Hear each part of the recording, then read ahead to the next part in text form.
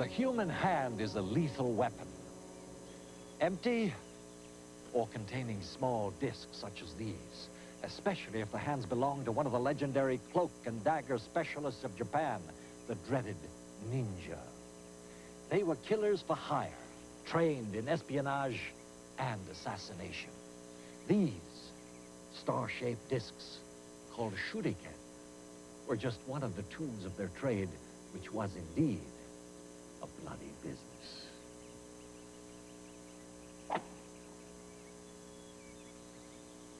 Hard steel for a soft throat. Just one of the ninja's weapons. At one time, they were one of the most powerful secret societies in Japan. We will reveal their dark secrets as the first stop on our journey into the strange, the bizarre, the unexpected.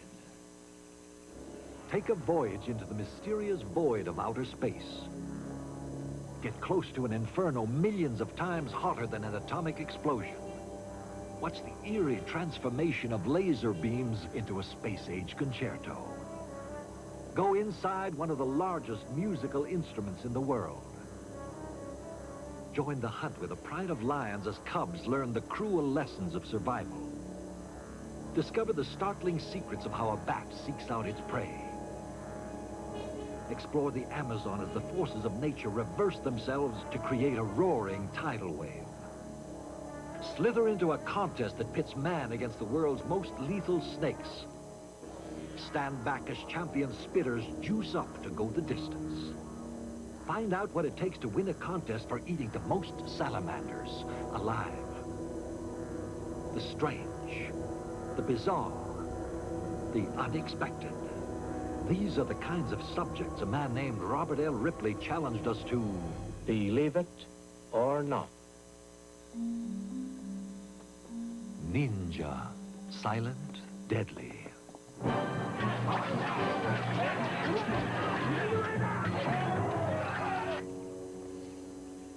In the days of the warlords, before the islands of Japan were united into a single nation, these deceptively simple farmhouses were the headquarters for the ninja, a secret society of spies and assassins for hire to the highest bidder. This authentic ninja house in Iga Ueno, Japan, serves as a reminder of their past. From outposts like these, they would infiltrate their enemy's territory armed with a variety of ingenious weapons like these iron claws. They were used defensively to block off sword attacks or offensively to tear into flesh. This weapon was particularly inventive. To catch an enemy off guard, this gun was purposely designed to look like a short knife.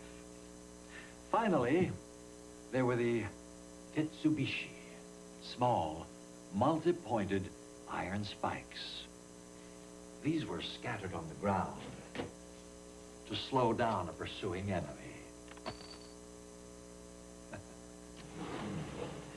To protect their quarters from attack, the ninja perfected the art of concealment. The farmhouse was a maze of secret panels. And false doors lead to underground corridors. Throughout the rooms, deceptive floorboards conceal weapons for immediate use.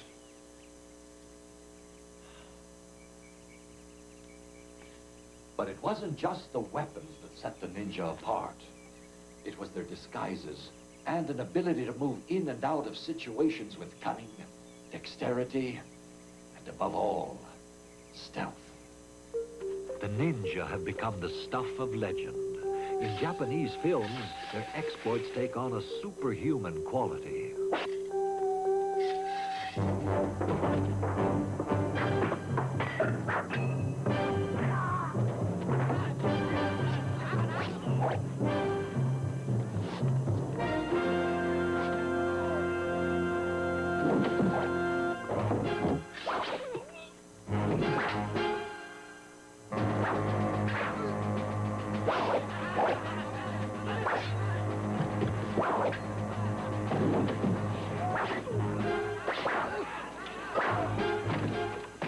In the retelling of old tales, the deadly deeds of the ninja assume epic proportions.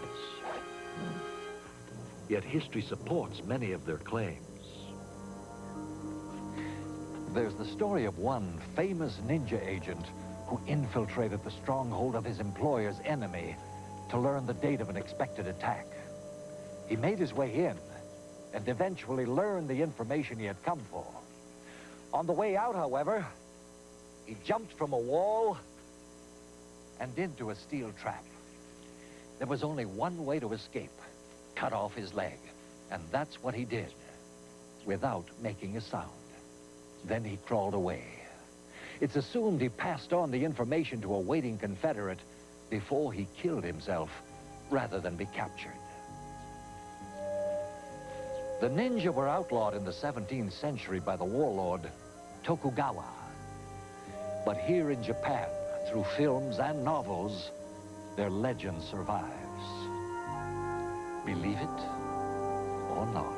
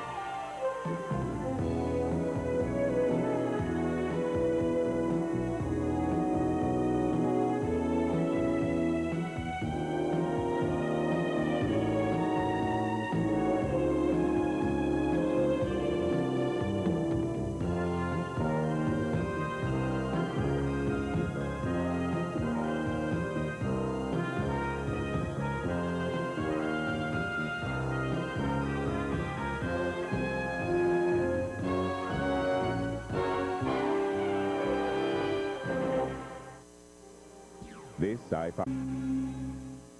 Nature has many secrets. If you would learn them, then you must pay close attention to her clues. You must study them and follow them. Wherever they may lead. These are onagadori. Onagadori, that's Japanese for long-tailed fowl. They're well named, for these specially bred roosters often manage to produce tails that are over 30 feet long. 3 centuries ago, here in Kochi, Japan, the local ruler took a fancy to rooster feathers. He directed his subjects to collect the finest and the longest that could be found and deliver them as tribute. Of course, the people desired to please their lord. It was their duty. Quickly, they went from merely collecting feathers to the specialized breeding of these exotic birds. But the tale doesn't end here. The Japanese realized that if you could modify nature in one way, they could also create just the opposite. Thus,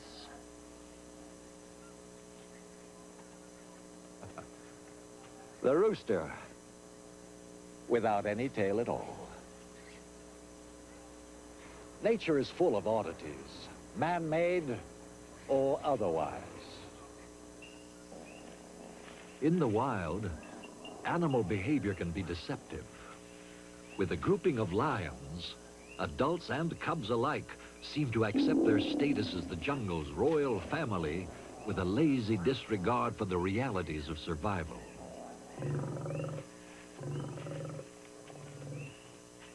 All that changes, however, when night falls and the hunt begins. The potential victim is an unwitting antelope.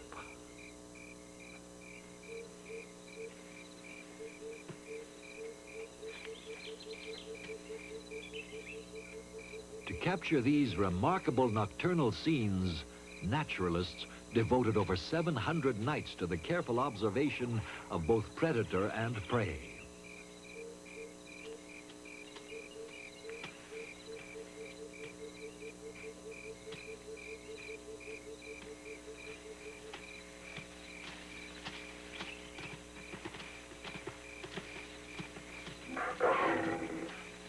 Until this film was made, there was no visual proof that the lion's ability to kill was not instinctive. Then, this extraordinary discovery. The lioness catches, but does not kill the antelope. She holds it for her cubs so they can learn how to hunt and kill. It has the appearance of a cruel game. It is, in fact, a vital lesson for the cubs.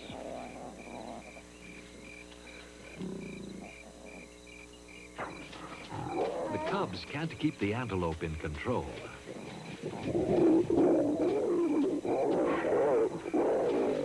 The lioness, however, will not let the game end until the antelope is an object lesson in a violent education.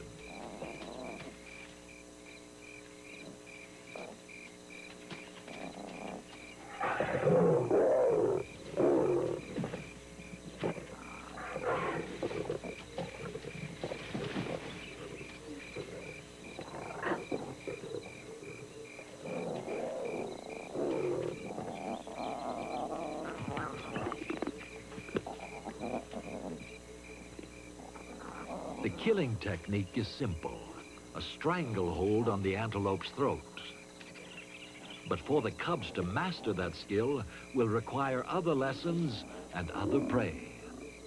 Until then, the cubs will remain dependent, as vulnerable in their innocence as are other creatures seeking the deceptive protection of the night.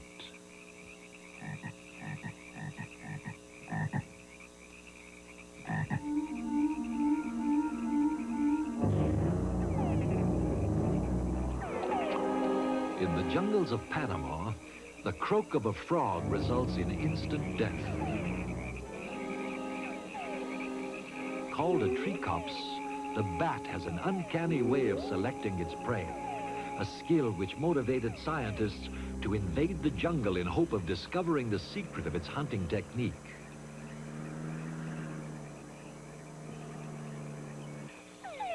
To capture a tree copse bat, the naturalists play a recording which includes the croak of a variety of frogs. The bat responds to the recording, proof that sound, not sight, directs its flight. Captured unharmed, the bat will now become part of a more detailed experiment designed to answer even more complex questions. Among all the frogs of this species, how does the bat choose only the fat, succulent males while disregarding the smaller, less tasty toes? The answer was as astounding as it was simple to prove. Are we all ready? Yep, and the right speaker is going to be playing the complex call. The recorded croaks of certain fat frogs stimulated the bats into an immediate attack on the loudspeakers.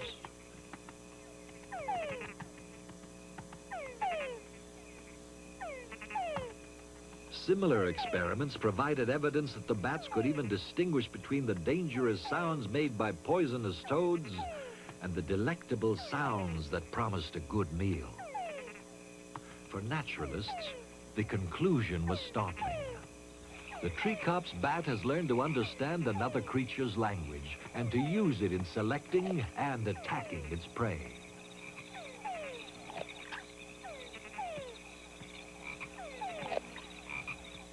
In nature, there is a precise but perilous balance, a balance that sometimes goes strangely out of kilter, as it does in Brazil each year on the usually tranquil Amazon River. In the remote villages along the streams flowing into the Amazon, each April is a dangerous month. For a few frantic days, the laws of nature seem to undergo a mysterious reversal, ushered in by a growing wind.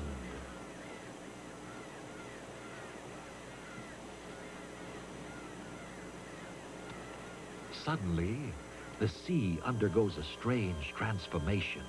The tide turns, and the sea rushes inland in an apparent violation of all the laws of nature. To explain the river's bizarre behavior, scientists note that the tidal wave takes place immediately after the rainy season and coincides with the rising of the new moon. Local Indians, however, need no scientific explanation. To them, It is simply the Pororoca, which means big noise.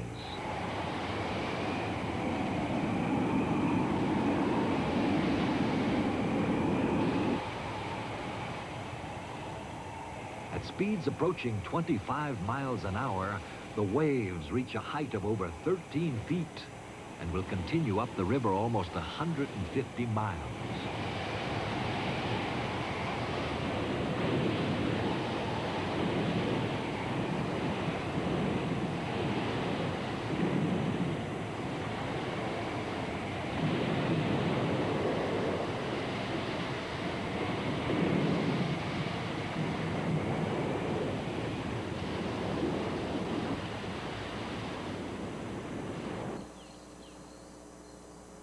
The devastation continues for miles, yet, for the moment, the river has returned to its gentle course.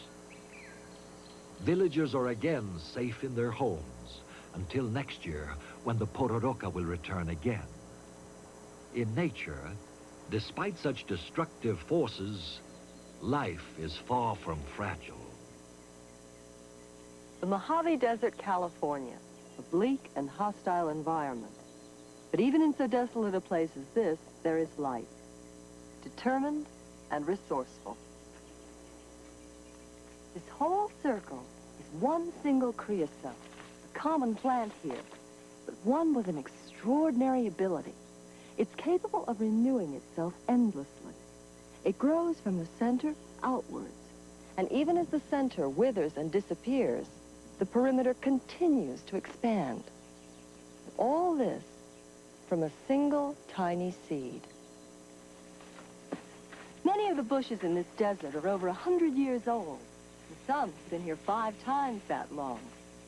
But even they are as infants compared with this particular creosote, the one they call the king clone. It has been here for not 500 years, nor 1,000, nor 5,000 years. Nope. This very bush has been growing here for over 11,000 years. It was flourishing as mankind was still groping its way towards civilization. It was ancient before the time of Christ, and it lives still. It is, in fact, the oldest known living thing on Earth. Believe it or not. The tongue of the giant pirarucu fish of Brazil is so rough, it is used by local Indians as sandpaper. Believe it or not. What do you get?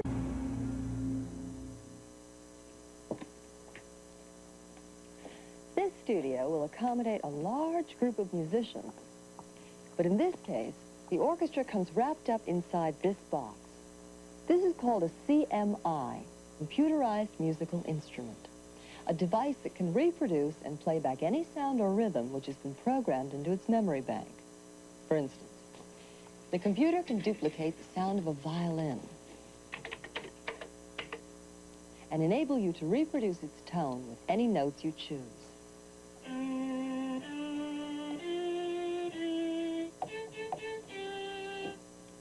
You can even see what the sound wave form of a violin looks like.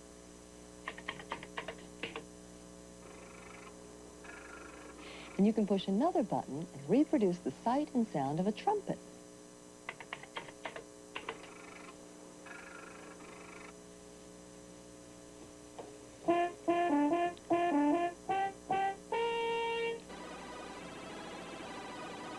The computer, however, is but one in a startling array of innovations. In France, laser beams have been transformed into visual music by Bernard Sagener. To play the light rays, he interrupts the beams at precise positions. Other controls provide subtle variations in the artist's compositions.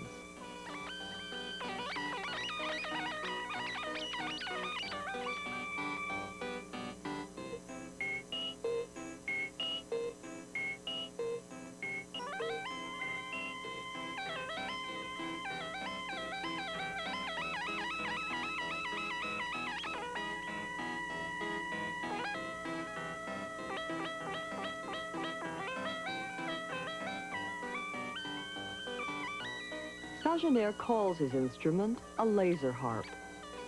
There are only 2 of them in the world, and Sagenaire made both of them.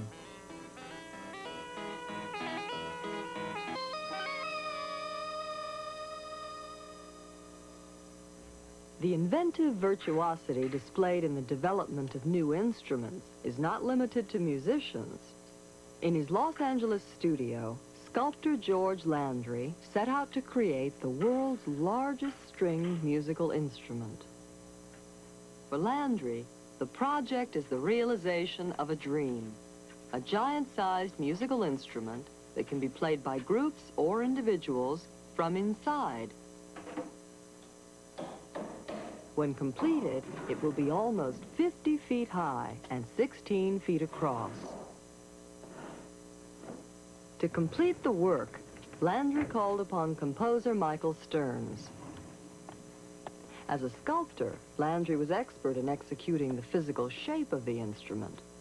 But the special skills of a composer like Stearns were required to create the sound of what they call the lyra, a symbolic reference to an ancient Greek myth.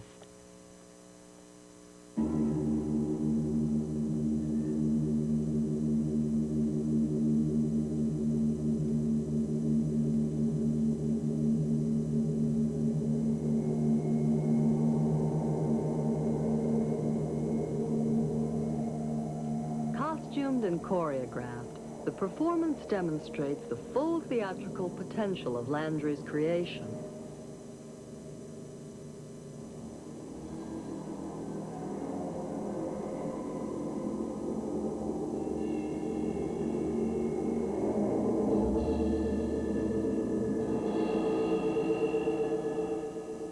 The lyra's 156 strings produce a unique sound which is augmented in performance by electronic synthesizers.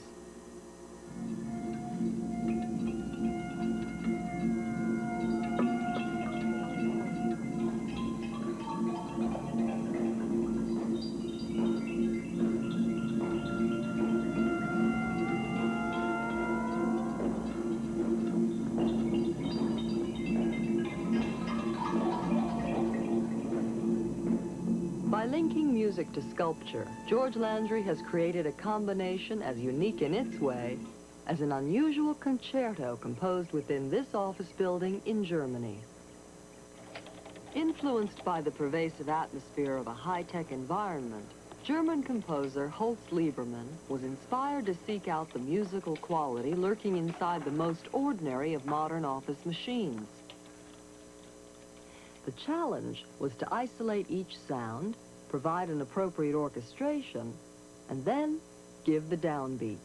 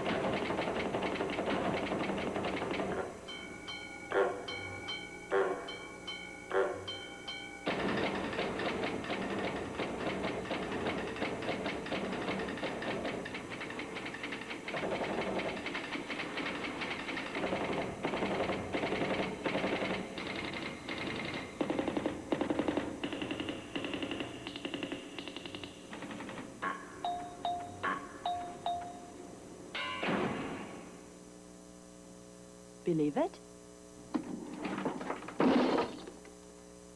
Or not.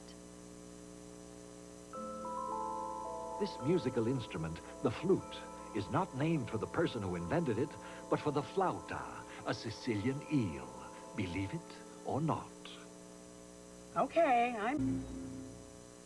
Whatever it is, if you can do it, you can turn it into a contest. For example, a piece of steel, an anvil, forge, and the hammers and tongs to go with them. This is a portable blacksmith shop, a place where horses come to be fitted for shoes. About 40 of the world's most accomplished farriers in such places as Idaho, Minnesota, Arkansas, and all the way from Wales are here today. Farrier. That's a fancy word for horseshoers. They've come together today to find out which farrier is the finest and the fastest. We're here at the first annual Southern California Forging Contest in a most unlikely setting, just outside the glamorous beach colony of Malibu. The object of the contest is to transform a piece of steel like this into a horseshoe like this, and put it on a horse like that. It's a race against the clock.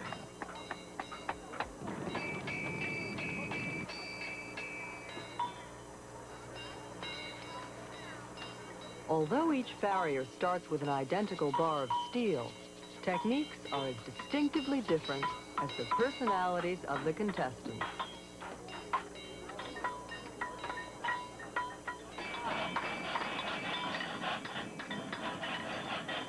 Winning is what it's all about. No matter how old you are or where you hail from, it's the honor of being number one that really counts. And that's as true here as it is anywhere in the world. In South Africa, poisonous snakes are the central focus in a dangerous contest conceived to create an unbeatable personal achievement. The object, to establish the record for staying alive the longest in a room filled with deadly serpents, including Egyptian cobras, puff adders, and black mambas. Each morning, spectators gather to see if the competitors have survived the night.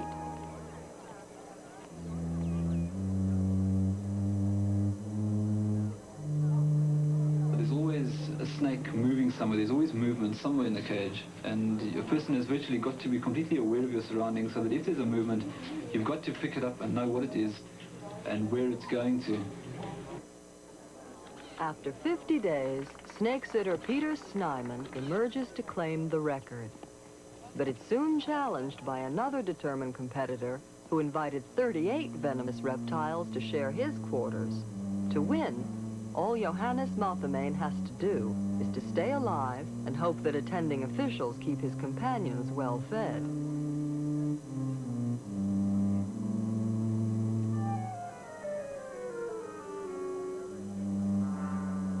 For Mothemane, each meal is a contest in itself, a deadly game that requires him to wait until the snakes have satisfied their appetites before he can satisfy his.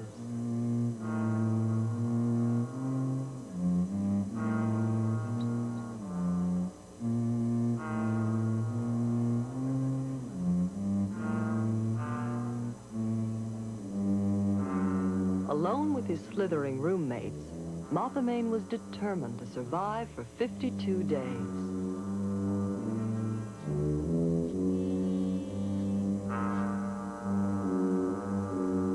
The honor of being the champion snake sitter was his. And in South Africa or in Southern California, it is the quest for victory that motivates the competitive spirit. For some, no human endeavor is without its sporting possibilities. Okay, we're going to be calling the accuracy juice up first. You get one spit in order to qualify. You want to go after the world record, I guess. Staged each year in the town of Calico, California, the contest provides an opportunity for tobacco spitters of all ages to display their skills in two distinct categories. Contestants can load up to spit for distance, or they can choose the technically more difficult challenge of the accuracy spit. A simple wooden stake, surrounded by carefully cultivated sand, is the target for accuracy. This contest here, you get two spits. If you step over the first time, that not only disqualifies you for the first spit, that disqualifies you for the entire contest. The rules are hard, but clear. One misstep and your spit is for nothing.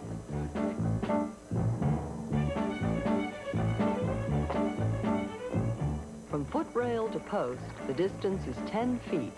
Measurements are precise, And winning spits are often determined by a fraction of an inch. Half inch!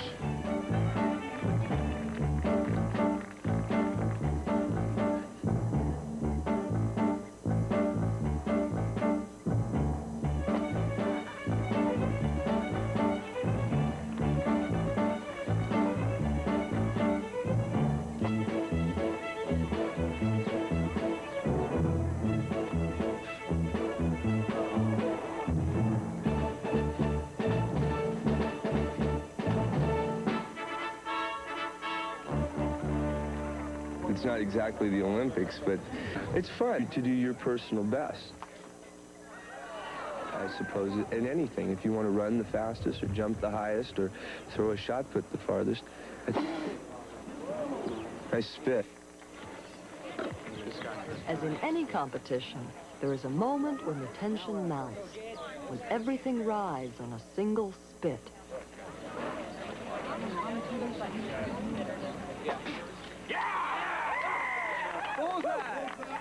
For spitters, to win the Calico contest is the zenith of accomplishment. The satisfaction it provides is comparable to the excitement generated by Pennsylvania State University students in search of an elusive prize, a freshwater salamander.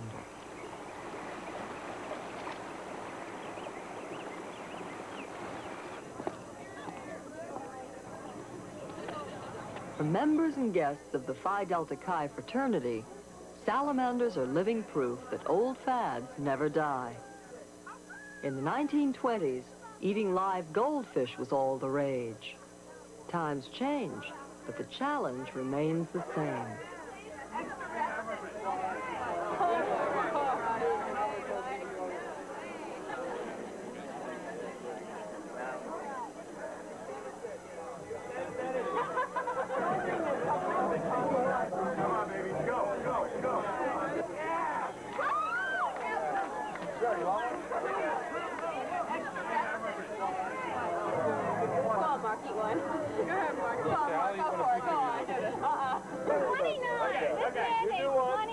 I'm going for over 100 for the 4 days. Some guy ate like 80 of them.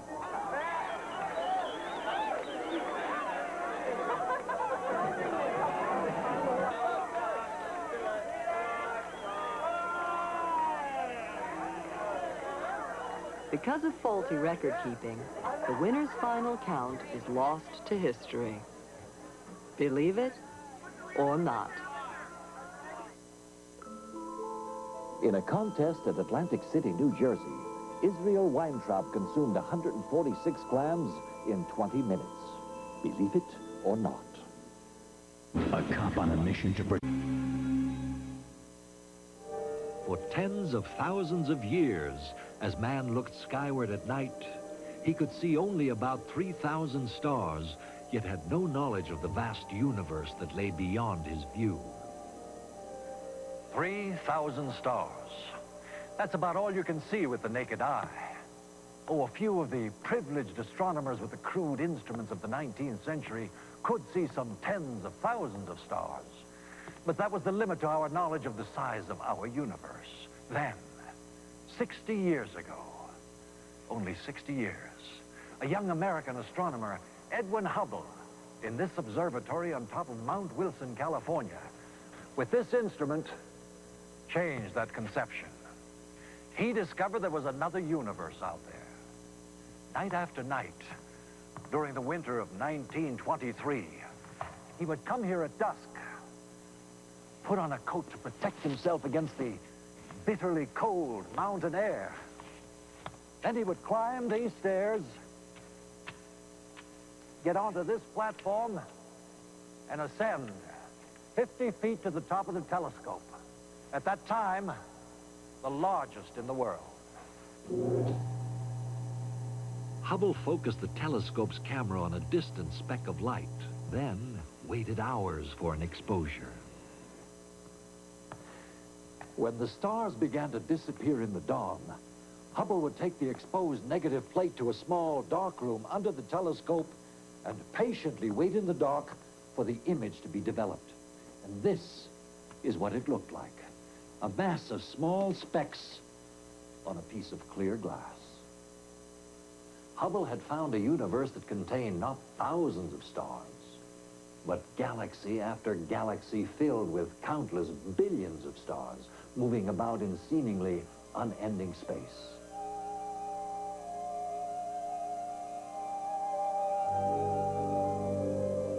The Andromeda Galaxy, one of our closest galactic neighbors, yet it lies an incomprehensible number of miles from us. Revolving majestically in space, it is similar in size and shape to our own galaxy, the Milky Way.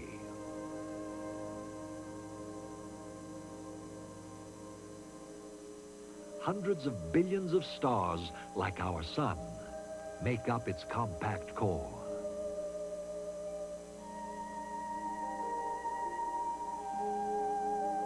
Further out in space, innumerable clusters of galaxies in a variety of forms race away from each other, attaining astonishing speeds up to 100,000 miles a second.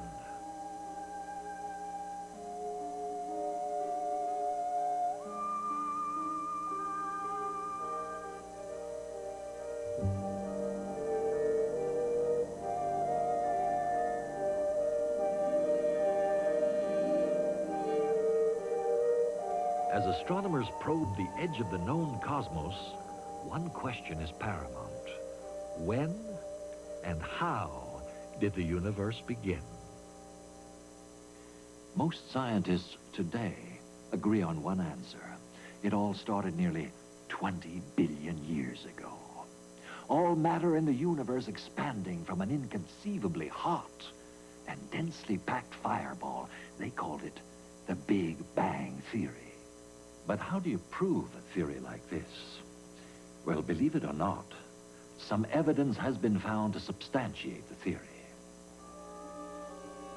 Proof of the Big Bang was found on a New Jersey hillside with this radio telescope in the mid-1960s. It was an accidental discovery made by a team of Bell Laboratory radio astronomers, Robert Wilson and Arno Penzias. No matter where the telescope was pointed, it picked up a peculiar sound at a particular temperature, a specific low-level hiss. In a series of nighttime as well as daylight tests, neither Wilson nor Penzias could positively identify the noise. With a variety of sensitive instruments, they set out to explore all possible sources of the nuisance, including the effect of distant automobile ignitions on the telescope. With all other possible causes eliminated, the scientists even climbed inside the horn of the telescope to evict a pair of pigeons and remove their droppings. Yet the noise remained. When other astronomers learned of their research, they were astounded by their findings. Penzias and Wilson had discovered the fading sound of the moment of creation, exactly as other scientists had predicted. He had measured what they then explained to us was the remnant noise from the creation of the universe. For their discovery, Robert Wilson and Arno Penzias were honored with the Nobel Prize. And this is the sound they heard. A sizzle and a crackling bit of static. Confirmation of the Big Bang Theory. An incredible expansion of cosmic gas from which the stars have evolved. From the whirling clouds of stardust in the galaxies, stars are born. Then, like all things in the universe, they will one day die. Our sun was created about 5 billion years ago and resides on the outer arm of our galaxy, lost among billions of stars.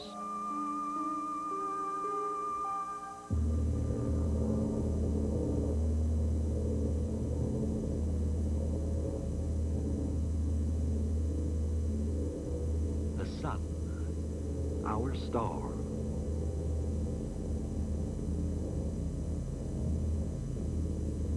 Life on Earth depends on this distant, raging inferno.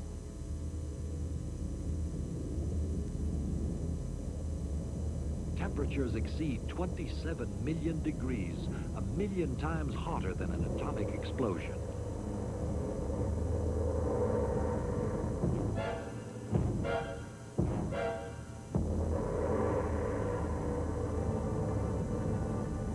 Gigantic eruptions leap out over 100,000 miles, yet are invisible to the naked eye on Earth, 93 million miles away.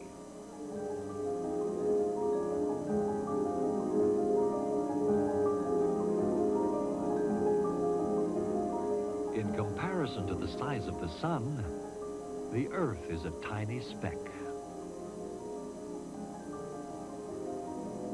Yet we are as dependent on its warmth as we are vulnerable to its whims.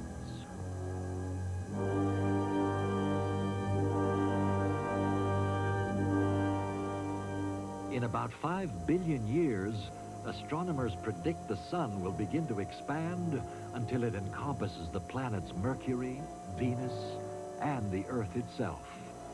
No person, place, or thing will be immune to destruction on that day when the Earth will vaporize and become part of the sun.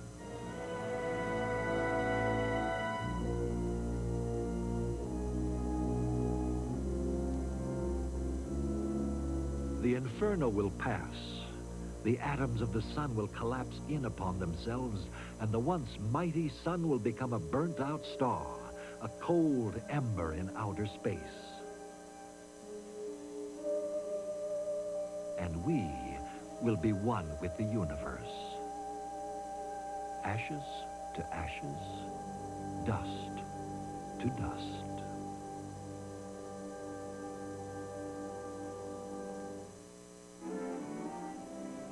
Success in life and in cars. Sheer luck sometimes plays a far greater role than deliberate effort. An 18th century English lord named John Montague couldn't seem to do anything right in his pursuit of fame. Appointed First Lord of the Admiralty, Montague performed so poorly, some historians believe he inadvertently helped England lose the American Revolution.